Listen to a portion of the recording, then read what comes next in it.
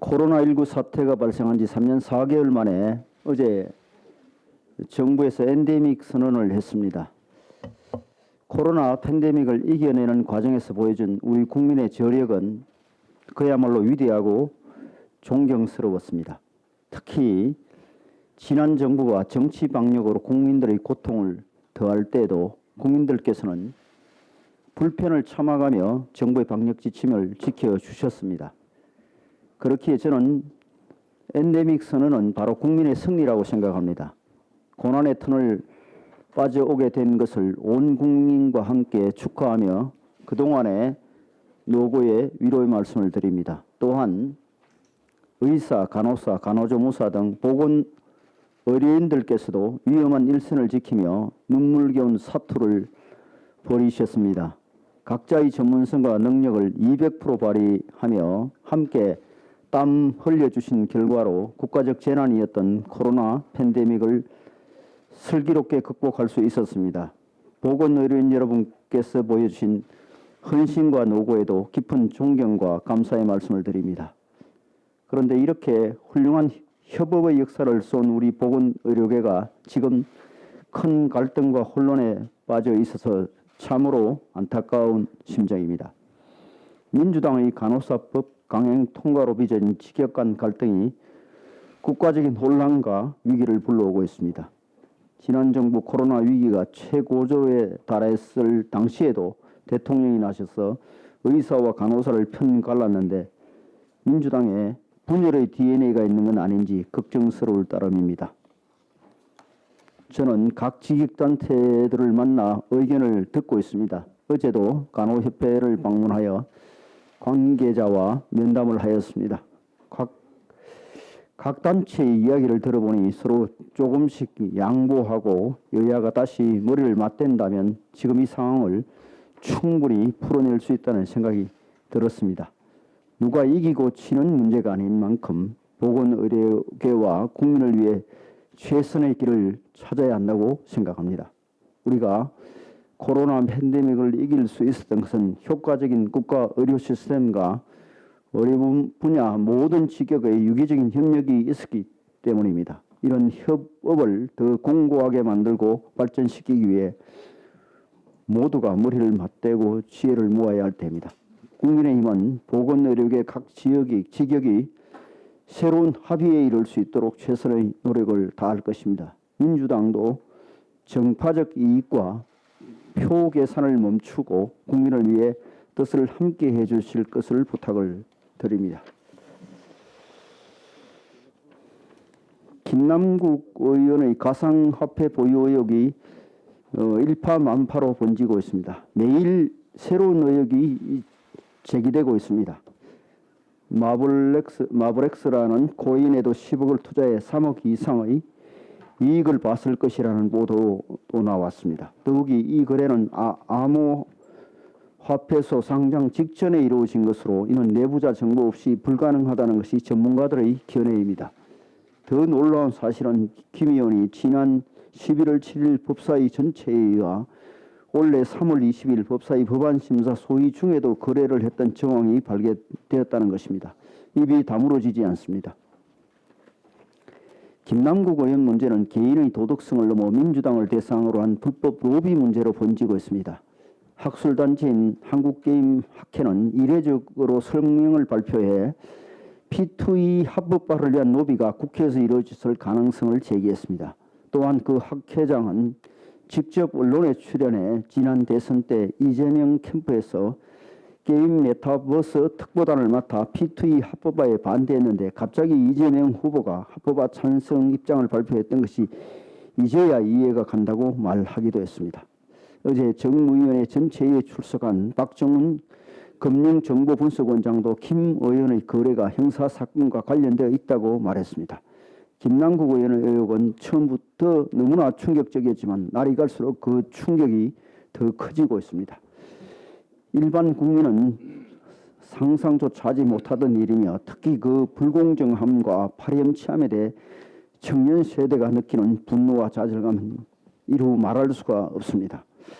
여러 제도적 문제점도 지적이 되고 있지만 이래는 선후가 있는 법입니다. 김남국 의원이 해명을 할 때마다 거짓말이 밝혀지고 민주당에서 어디까지 연루됐을지 모를 로비 의혹까지 제기되고 있기 때문에 강제 수사를 통해 의혹의 실체를 밝히는 것이 우선입니다. 모든 의혹이 상세히 소명되고 이를 통해 문제점들을 확인해야만 실효성 있는 제도 개선도 가능해지고 정치권의 도덕성 제고 또한 이루어질 수 있습니다. 여야가 합의해 재산신고 제도의 사각지대인 가상자산도 대상에 포함시키는 법 개정을 추진하기로 했는데 이것은 진실규명의 필요와 과정에 어떤 영향도 끼치지 않는 별도의 조치임을 분명히 합니다. 민주당에서도 유체 이탈식 제도 개선이나 면죄부용 꼼수 조사에 집착할 것이 아니라 적시 의혹과 관련된 모든 정보를 국민들께 공개하고 검찰의 수사에 적극 협조해야 할 것입니다. 민노총 전현직 간부들이 북한의 지령을 받으며 간첩 활동을 펼친 사실이 드러났습니다. 검찰 발표에 따르면 그들의 사무실과 주거지에서 북한 지령문 90건을 발견했습니다. 이는 역대 국가보안법 위반 사건 중 가장 많은 양입니다.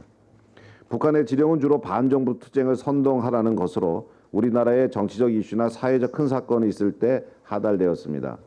이들은 북한으로부터 주요 국가기관의 송전망 자료를 입수하라거나 군사기지의 배치도를 수집하라는 등의 지시를 받았으며 실제로 군사기지 등을 촬영한 사진과 동영상을 보관해왔다고 합니다. 또한 촛불 시위, 노동자 결의대회, 노조별 집회 및 시위 행진을 통해 여론을 호도하는 행위도 서슴지 않았습니다.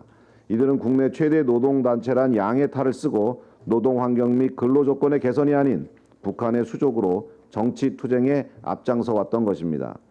북한 간첩이 우리 사회 곳곳에 깊숙이 침투해 있다는 사실만으로도 놀라운데 반정부적 투쟁을 일삼던 국내 최대 노동단체가 그 소굴이었다는 것에 국민적 충격이 매우 큽니다.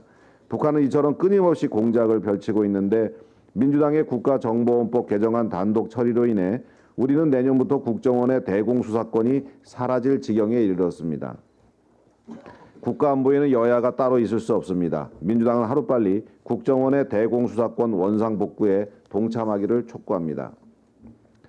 김남국 의원의 코인 투자 의혹이 갈수록 눈덩이처럼 커지고 있습니다. 김 의원이 보유했던 위믹스 코인 양은 당초 알려진 80만 개보다 훨씬 많은 90만 개의 60억 원 이상의 가치를 지녔다고 합니다. 김남국 의원은 전 세계 30만 위믹스 코인 보유자 가운데 27위에 해당하는 큰손이었으며 이 중에서 개인으로만 본다면 세계 7위의 보유자라고 합니다. 김남국 의원은 지난 이해충돌 의혹 중 하나였던 코인 과세 유예 법안뿐만 아니라 코인 가격에 직접 영향을 미칠 수 있는 법안까지 발의에 참여하였습니다. 위믹스 코인의 가격이 정점을 찍었던 21년 12월 김 의원은 위믹스 같은 게임머니 기반 가상화폐 명문화 내용의 게임산업진흥법 개정안 발의에 참여했고 그 결과 위믹스 코인의 가격과 위메이드의 주가는 동시에 상승했습니다. 이해 충돌 논란은 이뿐만이 아닙니다. 지난해 대선 당시 수십억 원 상당의 코인을 거래하던 김남국 의원은 NFT 테마 코인을 보유한 상태로 민주당 선대위 온라인 소통단장을 맡았고 NFT 기술을 활용한 이재명 펀드를 기획 출시했습니다. 펀드 발표 이후 김 의원의 코인 시세가 크게 올라 본인이 소유한 코인의 가치를 올리기 위해 대선 펀드를 기획한 것 아니냐는 의혹까지 제기되었습니다. 김남국 코인 게이트에 대해 이처럼 다양한 의혹들이 제기되고 있는 만큼 민주당 자체 진상조사가 아니라 검찰의 강제 수사를 통해 실체적 진실이 명명백백히 규명돼야 할 것입니다. 예, 민주노총 전직 간부 3위 간첩 혐의로 전격 구속 기소됐습니다. 한국의 대표적 노동단체 간부들이 북한의 지시를 받아 움직이는 간첩 행위를 해왔다는 점에서 매우 충격적입니다. 구속된 간첩단 4명의 사무실과 주거지 등에서 북한 지령문 총 90건과 이들이 북한 김정은 정권에 보고한 문건 24건도 적발되었습니다. 북한은 한국에 정치 이슈가 있거나 큰 사건이 있을 때마다 주로 반정부 투쟁을 선동하는 지령을 하달하고 있었습니다. 작년 이태원 사고 때 북한에서 보낸 지령문에는 정부 관계자 퇴진을 요구하는 서명운동, 촛불시위, 추모문화제 같은 투쟁을 지속적으로 전개하라는 지령을 내렸고, 이게 나라냐, 퇴진이 추모다 같은 구호들을 전면에 내걸라는 구체적 지시까지 받아 이 구호들이 실제로 집회 현장에서 그대로 사용되었습니다. 뿐만 아니라 북한은 이번에 적발된 민노총 간부 간첩단에 청와대 등 주요 기관의 송전선망을 마비시키기 위한 자료 입수와 화성 평택 2함대 사령부, 평택 LNG 저장 탱크 배치도와 같은 비밀 자료 수집을 지시하기도 했습니다. 실제로 이 자료가 북한에 전달되었다면 국가안보에 심각한 피해를 줄 수 있는 중대한 사안입니다. 그동안 윤석열 정부는 산업 현장의 법치를 바로 세워 불법적인 건설 현장 폭력 행위를 펼친 세력으로부터 선량한 근로자와 사업자 등을 지키려는 노력을 꾸준히 해왔습니다. 그런데 민노총이 이런 정부의 법질서 확립 노력을 노조 탄압, 공안머리로 폄훼하며 대통령 퇴진 등의 정치 구호만 남발했는데, 알고 보니 북한의 정치투쟁 지령과 연관이 되어 있었던 것입니다. 민노총이 과연 순수한 노동단체인지 노조를 빙자한 친북 반정부 단체인지 묻지 않을 수 없습니다. 이처럼 민노총 세력의 반국가적 이적 행위 사실까지 드러났음에도 민노총은 전직 간부 3명이 구속 기소된 날 대통령실 인근에서 결의대회를 열고 윤석열 대통령 퇴진 투쟁을 선언했습니다. 민노총이 보통 사람들은 도저히 상상도 못할 정도의 뻔뻔하고 오만한 모습으로 대한민국과 우리 국민을 능멸하고 있는 것입니다. 이제는 나라의 법질서를 무너뜨리는 민노총의 불법 행위를 엄단하고 민노총 내 친북, 종북 세력을 발본색원해야 할 때입니다. 그런데 민주당은 윤석열 정부의 국익을 위한 외교 정책에는 나라를 팔아먹었다는 식의 막말을 퍼붓고 있으면서도 정작 대한민국을 좀먹고 있는 민노총의 행태에는 눈을 감고 귀를 막고 있습니다. 지난해 민주노총 파업으로 발생한 피해 규모가 자그마치 5조 8천억 원에 달하고 화물연대 파업으로 생산과 물류 유통이 멈춰버렸던 여파가 지금까지 여진처럼 이어지고 있습니다. 민노총이 각종 불법행위, 친북, 종북 행위가 만연한 집단으로 변질된 것에 민주당도 큰 책임이 있습니다. 과거 강우병 폭동, 탄핵, 조국 사태 등 민노총이 주도하거나 참여하는 대규모 시위 때마다 또 이번 간첩단에서 발견된 북한 지령과 같은 내용의 선전 문구가 등장해서 국민을 속이고 선동하는 현장에 민주당이 함께한 경우가 대부분이었습니다.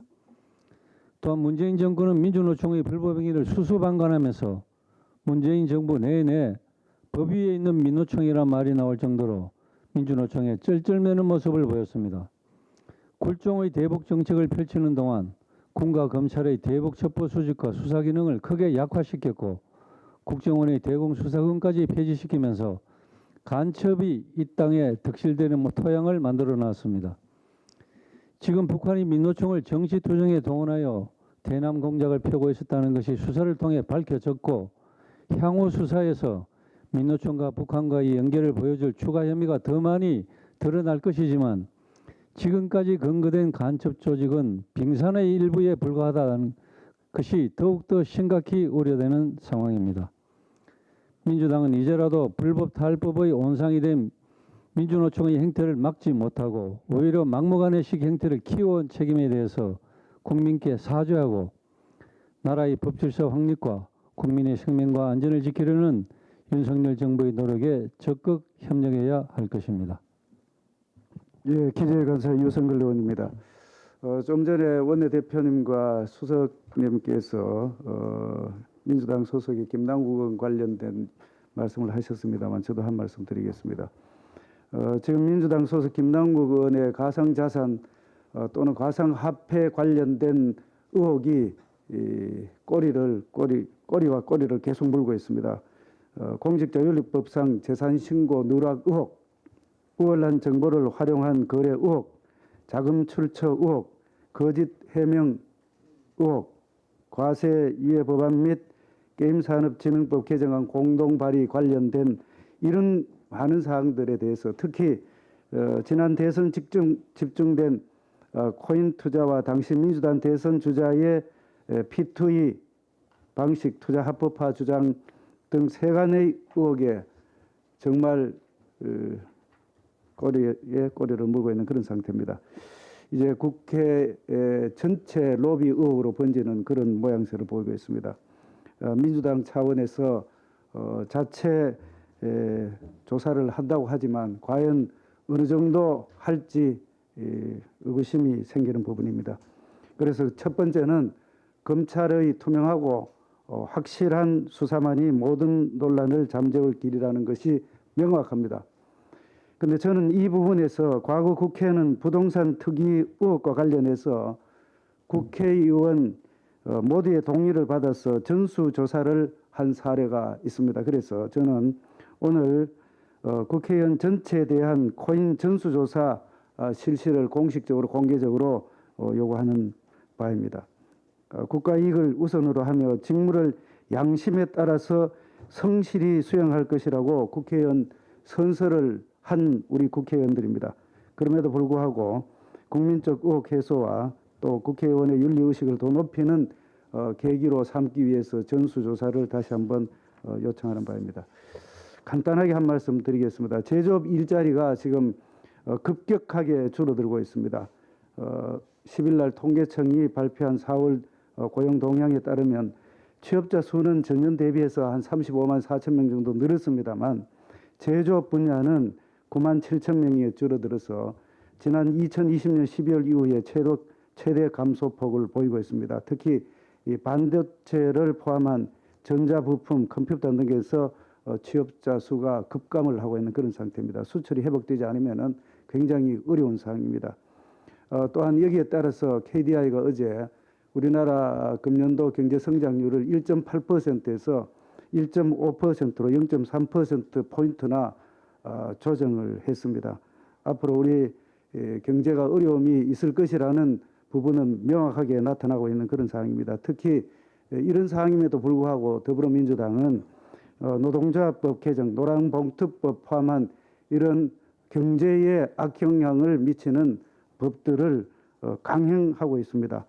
노동시장 이중구조 개선과 노사법치 확립, 근로시간 유연화 등 노동개혁을 하루속히 추진해야 되는 이런 상황에서 노동조합에 관련된 이런 시대 역행적인 노란봉투법 포함한 이런 법안들은 민주당이 다시 한번 제고해 줄 것을 강력하게 촉구하고 양질의 일자리 창출을 위해서 국민의힘과 윤석열 정부는 최선을 다하겠다는 말씀을 드립니다. 이상입니다.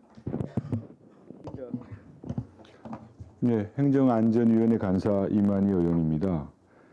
최근 선관위가 국민들에게 보여주는 모습을 보면 대한민국이라는 법치 질서 속에서 자신들만큼은 취해법권지대로 착각하고 있는 것은 아닌지 참으로 실망스럽고 우려를 금할 수 없습니다.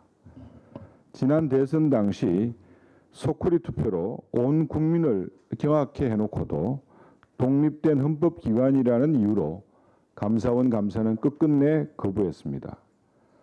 반복적인 북한의 해킹 공격에 노출되었음에도 국정원의 보안 컨설팅을 독립된 헌법기관이라는 이유로 거부하고 거짓 해명 의혹까지 받고 있습니다.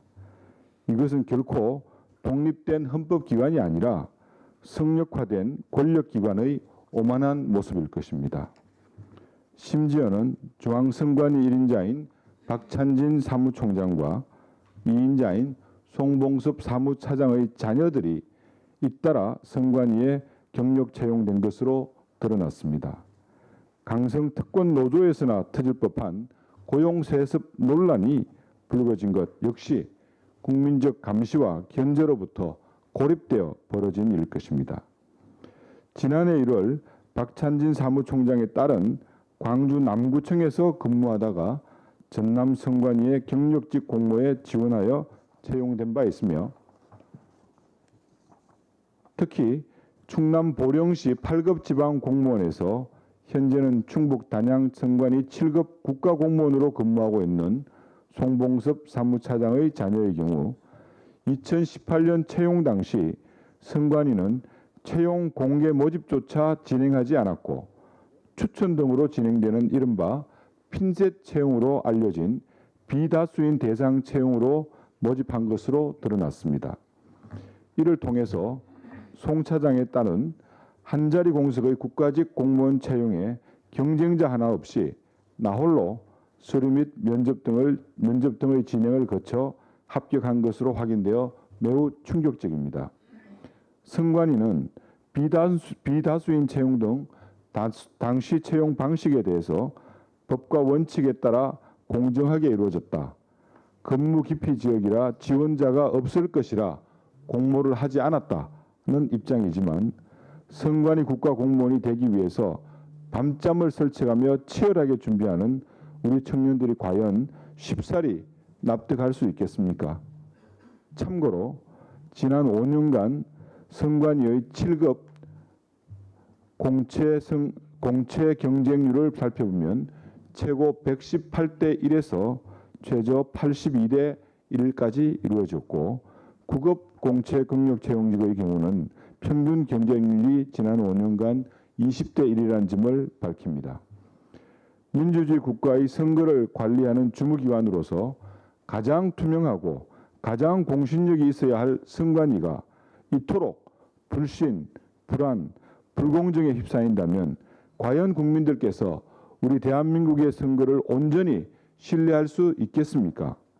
국민의힘 행안 의원들은 이러한 선관위에 대하여 다음 주 16일 상임위 긴급 현안 질의를 통하여 북한 해킹 보안 점검 거부 의혹뿐만 아니라 지도부의 자녀 편법 채용 의혹에 대해서도 철저히 짚고 넘어갈 것이라는 점을 밝힙니다.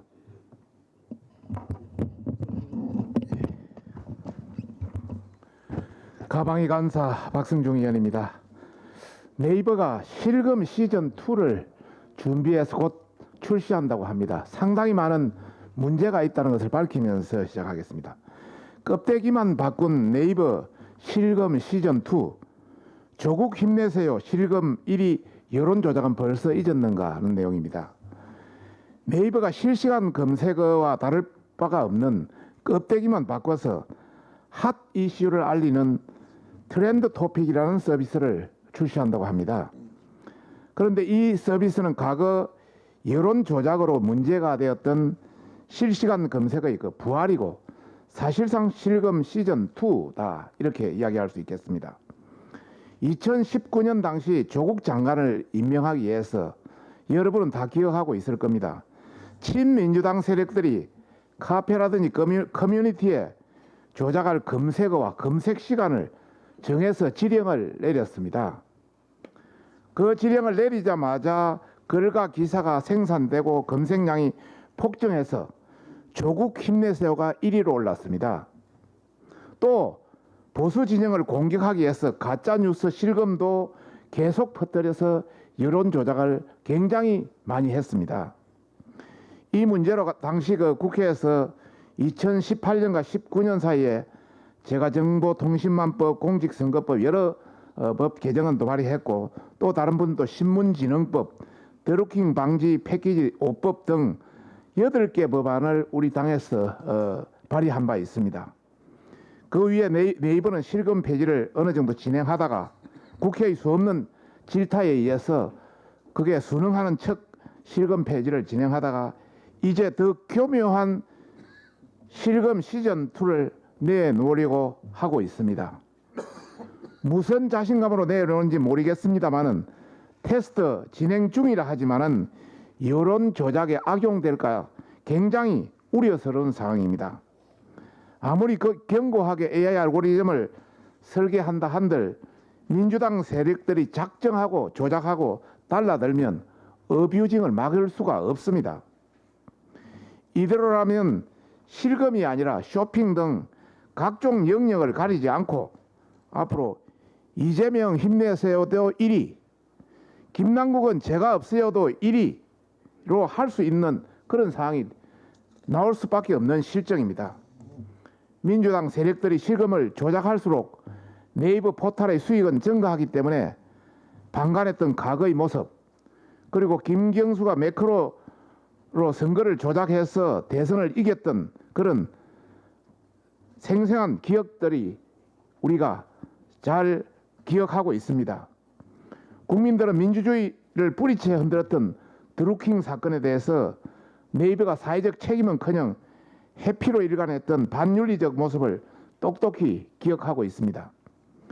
네이버 포탈은 그 나물의 그 밥인 서비스로 트래픽 장사를 또 하려 하지 말고 논란이 되고 있는 기사 배열 알고리즘과 재평이 관련한 우리 당의 지적에 즉시 답변을 내놓아야 할 것을 경고하는 바입니다. 이상입니다. 네, 한노희 간사 이미자 의원입니다. 문재인 대통령께서는 지난 5년간 이룬 성취가 순간에 무너져 허망한 생각이 든다라고 얘기를 했다고 그래요. 그래서 그 문재인 정부의 성과 뭐냐 하고 검색창에 쳐보면은 517쪽짜리의 성과 자료집까지 나온다라고 합니다. 그러나 이를 어떡합니까? 지금 현재 불거지고 있는 문제들, 난방비 폭탄, 통계 조작 의혹, 나랏빚 급증, 공공기관의 부채 급증, 이제 전세 사기까지 문재인 정부의 이 책임론입니다. 책임론. 여기서 문재인 정부가 했던 부분들은 성과가 있는 것이 아니고 이 문재인 정부가 한 정책 때문에 국민의 억장이 무너지는 것입니다. 아마 역사가 평가해 줄 것이라고 믿어 심지 않습니다. 저는 한노희 간사라서 그 보호 해체에 매몰된 문재인 정부 지난 5년에 대해서 한 말씀 드리겠습니다. 문재인 정부는 그동안 그 보호 해체에 매몰돼서 이 부분을 어떻게든지 간에 물거럭을 깨부수기 위해서 그동안 4대강 반대론자들을 모아서 이 사람들을 다수로 차지하는 위원회를 구성하고 거기다가 수질평가 지표로 부적절하다는 COD를 근거로 그냥 보호 해체를 밀어붙였습니다. 그러다 보니까 보호 개방으로 인해 가지고 수질이 더 악화된 자료들이 있었는데 이것은 뒤로 살짝 숨기고 아예 보호를 철거하면 수질이 더 좋아질 것이다라고 앞뒤가 안 맞는 주장을 막 해댔습니다. 그로 인해서 지금 여러 가지 문제들이 많이 발생하고 있는데요. 지난 3일 서울대와 국립환경과학원 분석에 따르게 되면 오히려 보건설 후 10년 전과 보건설 후 10년 이후에 수질 측정을 해보니까 오히려 보설치 이후에 수질이 대부분 좋아졌다라는 과학적 근거에서 나온 얘기들입니다. 그리고 또 두 번째는 가뭄 홍수 대응에도 이 치수에도 굉장히 효과적이었다라는 자료들이 나오고 있습니다. 이것은 보가 수질 관리, 그다음에 수량 관리, 두 마리 토끼를 다 잡을 수 있는 물그릇 시험을 분명히 얘기해 주는 부분입니다. 그래서 저는 환경부에게 얘기합니다. 이 비정상적인 것들을 정상적으로 되돌려놓기 위해서는 지난 문재인 정부의 물관리위원회에서 내린 결정들을 면밀히 검토하고 조사해서 이 비정상적인 것을 정상적으로 되돌려놓을 것을 강력히 촉구합니다. 이상입니다. 예, 문화체육관광위원회 간사 이용호입니다. 앞에서 여러 분들께서 김남국 의원에 대한 의혹을 말씀하셨는데 이 게임 관련 법안은 문화체육관광위원회 소관입니다. 그래서 제가 발언을 하겠습니다.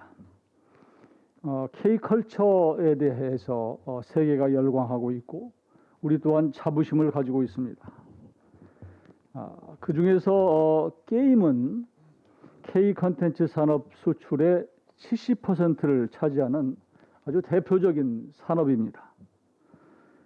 그런데 김 의원 코인 의혹 때문에 게임 업계가 이거 치명상을 입고 있습니다. 자칫하면 망하게 생겼어요.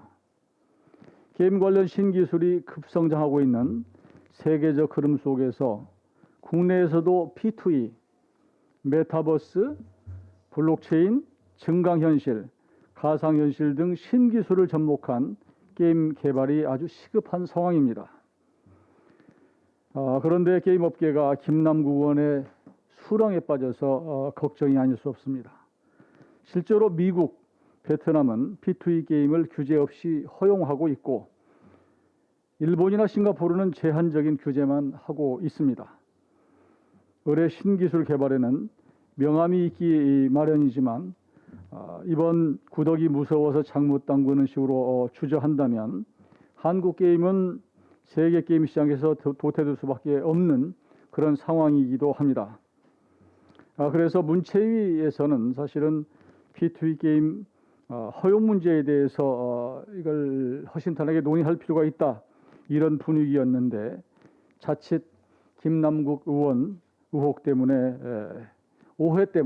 오해받지 않을까 싶어서 이게 논의가 될까 걱정입니다. 김 의원의 의혹이 사실이라면 김 의원은 정치적으로 죽어야 합니다.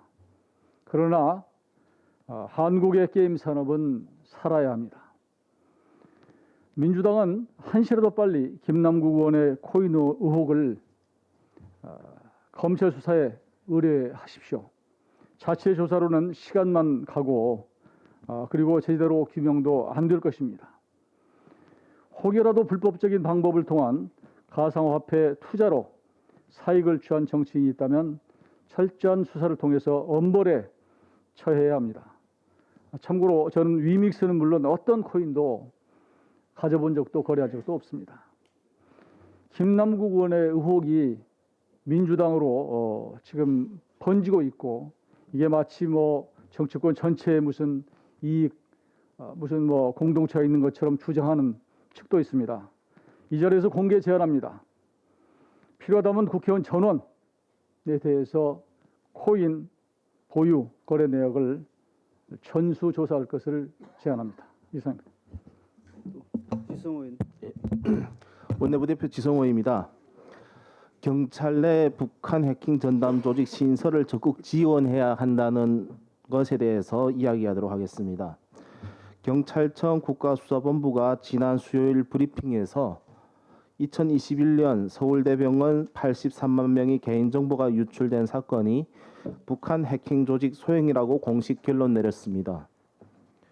국수본은 북한이 서울대병원에서 진료받은 주요 인사의 개인정보를 탈취하기 위해 해킹을 한 것으로 보인다고 밝혔는데, 지난해 북한이 인터넷 도박 빚에 시달리던 특전사 현역 장교를 비트코인으로 포섭해 군 내부 정보를 빼내려 했던 사례 등으로 미루어 보아 이러한 대규모 개인정보가 북한의 손에 들어가 광범위하게 악용될까 우려스럽습니다. 북한이 최근 2년간 해킹에 성공한 국가기관, 방산바이오 업체, 언론사 등이 알려진 것만 해도 무려 70여 곳에 달합니다. 또한 북한 해커들이 탈취한 국내외 가상자산들이 북한의 핵과 미사일 개발 자금으로 흘러들어가 대한민국을 위협하고 있는 현실입니다. 지난달 경찰청이 문재인 정부가 폐지한 북한 해킹 전담 팀을 확대 신설하는 방안을 내놓았는데 아주 환영할 만한 일입니다. 북한의 핵과 미사일만 안보 위협이 아닙니다. 보이지 않는 곳에서 매일같이 전쟁이 일어나고 있습니다. 북한 해킹 전담 팀이 조속히 신설될 수 있도록 당 차원에서도 적극적으로 지원해야 된다고 생각합니다.